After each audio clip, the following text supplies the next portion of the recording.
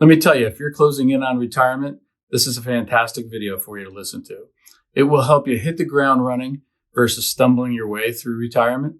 Earlier this year, I sat down with John Fronzoni, one of our clients who retired from Procter & Gamble after having over 32 years of a great career there.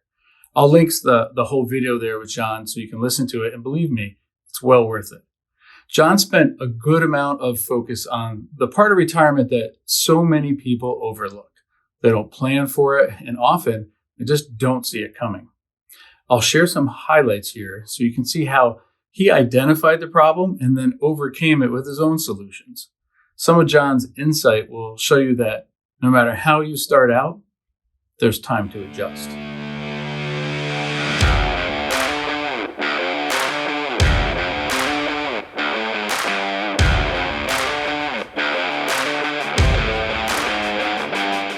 All right, thanks for joining me as I walk you through the process that John went through as he moved into retirement.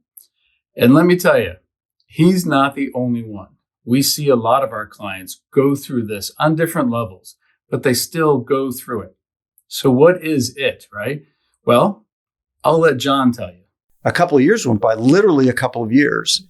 And I still had this feeling like the truant officer was coming to my house. I'm a good high school kid that is skipping school, and it's not right. And the truant officer is going to be coming to my house any day and yanking me back. And I couldn't figure it out. I was like, I don't know why that is. I just don't feel right. And I have to give credit to one of my colleagues, work colleagues, who was still working. And we ran into each other somewhere, and she said, "Oh, it's great to see you. Like, how's retirement going?" I said, "Well, I guess it's going okay." I said, "But I have to admit, I don't feel like I have a purpose." There it is. He did all the planning, but he didn't see that one coming. But to John's credit, he recognized it and started to figure things out. After I went home, after we had talked there, within that next couple of days, I kind of kept reflecting on that, going, darn, I think I'm onto something. Right. I really realized at the time, I had a little epiphany that it's like, that's what you're missing. Yeah. You got plenty of activities. Kind of called it out to you. Right? It did. It really hit me as, I think I got it now. But wait, think you got what? What is it? Let's let John tell you more specifically in his own words again. It was because I didn't take the social side of it seriously enough. And what had hit me was when I was about 45, right after my dad passed away, I had a little bit of a midlife crisis, so to speak. And I found this book, and I had totally forgotten about this. So this is another example of something I did that I didn't follow through on well enough. But during that when I was 45, about 10 years before I retired, it was called Halftime. So the first book was called Halftime. And it was basically this book about people that were going through midlife crisis. You know, you had gone through part of your life. You'd finally found your niche. You had a career. You seemed like you were relatively successful at your career. Yeah. And then something hits you that you go, and now what? Yeah. And for me, it was when my dad passed away. I was like, oh, wow. Now what? Yeah. And so this Halftime book, you know, kind of told you that was okay. Like, that happens. Sure. And here's kind of how to think about it and how to prepare, you know, to think about the second half of your life. And then the sequel book was called Game Plan. And so I thought, well, I'll get Game Plan too. So I got Game Plan. Okay. And Game Plan talked about how to prep for retirement. Okay. And it talked about the need to have a purpose. And actually, they didn't call it purpose. What they said was, you know, you need a plan to move from success to significance. And I think about that now and go, well, there's another example of where I could have taken this book that I read when I was 45 and applied it when I started. If you're going to rewind every part of your life and second guess your decision, I'm going to be in trouble. You're going to be a miserable person. But it's interesting. I mean, that retrospective, you know, I think a lot of people have it, but I don't even know if they recognize it. It's just this droning sound in their brains and they get distracted. But to kind of sit back, maybe it was her comment to you, but like something to just jar you enough for you to sit up and go, I need to pay attention to this. And this might be my solution to, I think it's great. Yeah, I think it's great that you're reading those books. And it did. And again, it was one I had read at 45 and I should have remembered it and wrote it down and said, go look at this again when you're getting ready to retire. And I didn't. But what ended up happening was, as a result of that conversation with her, I did reflect on, I guess I am a person that needs more than just activity. I need some sort of purpose. It doesn't have to be like humongous. It just needs to be. And so for me, it ended up, as I thought about it, being like, I started approaching coaching because I was coaching field hockey, still am, high school field hockey. Just for a year or two, right? Yeah, it was supposed to be for 3 years. She said, oh yeah, I'm only going to be here for 3 more years. That was in 2019. So I'm still coaching now. And I approached that kind of as an activity. Mm-hmm. And then as I realized I needed a purpose, I started approaching it more as, no, this is more than just an activity. Like you really need to give what you can to these girls to help develop them as not just athletes, but as people and getting ready to go out into the world and stuff. So you're making an impact. It was a little bit of a twist mentally. Same with the grandkids.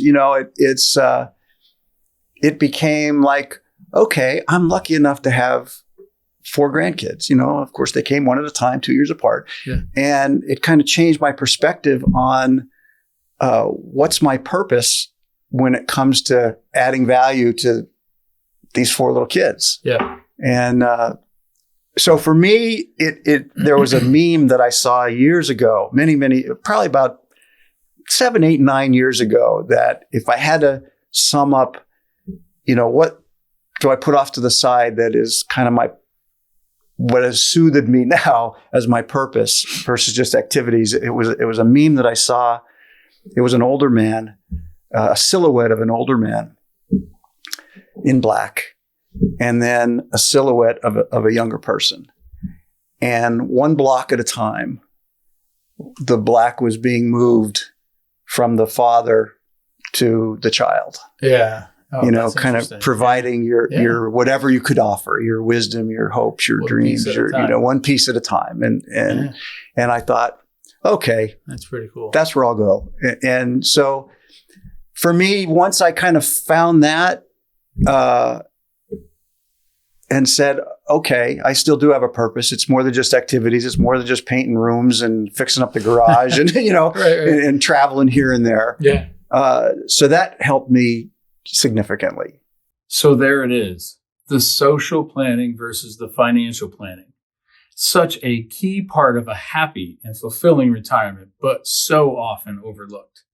So once you become self-aware of this kind of phenomenon, how do you know how to address it? More importantly, your solutions might be different than someone else's solutions.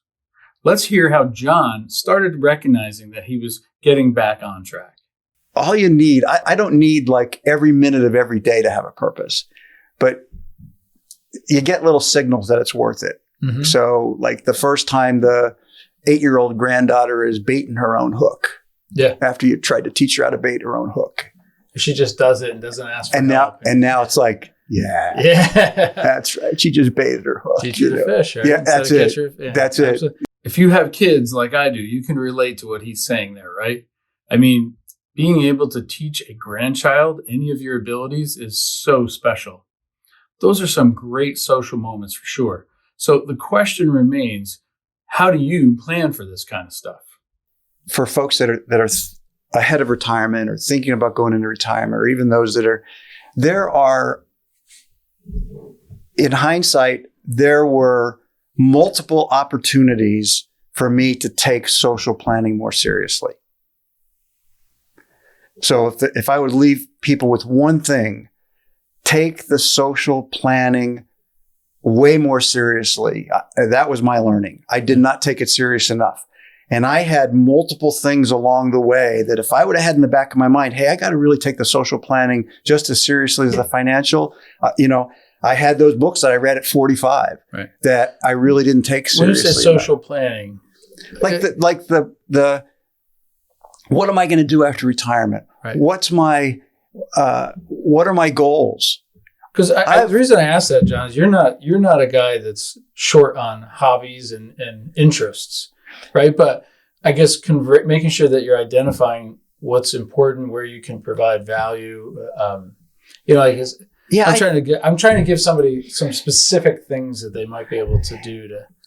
I think what I found for myself is I need to plan. Well, you had mentioned about your dad, and planning ahead, plan a trip ahead. Even if you put, an X in the calendar, a year from now, we're going to go to wherever. Right. Like I found out that I'm a kind of person that needs to do that. Yep. I'm not very good spontaneously. Yeah. Wake up on a Friday and go, oh, let's go to Niagara Falls. Gotcha. And so when I say social planning, I mean those sort of things for me. Mm-hmm. Like, fortunately, I got a buddy that we golf every Tuesday. Yep. Okay, that's on the calendar. I know it's coming. I can't wait for Tuesday. Yeah. So to do those sorts of things, and I wish I would have known ahead of time that I needed to do that in the early years just to jumpstart the routine. Yep. One last piece of great advice that John gave back to us to share with our clients was that when you're continuing well into retirement, what other things should you be looking out for? Yeah. And I'm probably in the phase now where it's like, okay, I don't have to be busy every single moment of every single day. So I don't want to go Sigmund Freud on you. Go for it. Too deeper. Do you think that right out of the gates, whether you were thinking about it or it was just maybe subconsciously, that you were trying to prove to the folks that watched you retire, and whether you worked with them or their family and friends, or maybe it was even proof to yourself that you made that right decision? I think that's why you were chalking it so full. There's absolutely no doubt about it. Yeah. Absolutely no doubt about it. Mostly for me. For yourself. Yeah. Like I'd have to say not so much for others, but mostly for me. Probably no one cared more than you anyway. Was this the right thing? I'm pretty sure it was the right thing. Yeah. So I better be happy every right, single day. Right, yeah. Otherwise it wasn't, there was no doubt that some of that was going on. I've told you this before. I feel like I am you. So I don't know if that's good or bad. I'll probably rewind this and watch it a couple times. Every 5 years, every block. Yeah. Don't go in blocks. That's the other things I learned. Don't go in 5-year blocks because there's only 6 or 7 of them. Go by years because there's 30 of them. That's a lot better. Yeah. See? Well, there you have it. Don't take this part of retirement lightly. John is very clear that he didn't see that part of it coming, but he knew he felt off. Again, to his credit, he identified it, adapted, and overcame it. Remember, you don't have to get everything right on day one in retirement. There should be plenty of time to correct.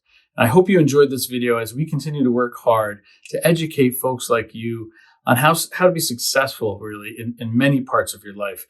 We want our clients to feel empowered to make the important decisions in their lives, and also to feel inspired and comfortable to ask for help and guidance whenever they need it. If you liked this video and thought it was helpful, please hit the like button. That helps us out. And if you'd like to chat with one of our advisors here at Stonehouse and ask us for more information, go ahead, click the link to start that process. I hope you're well on your way to a happy retirement.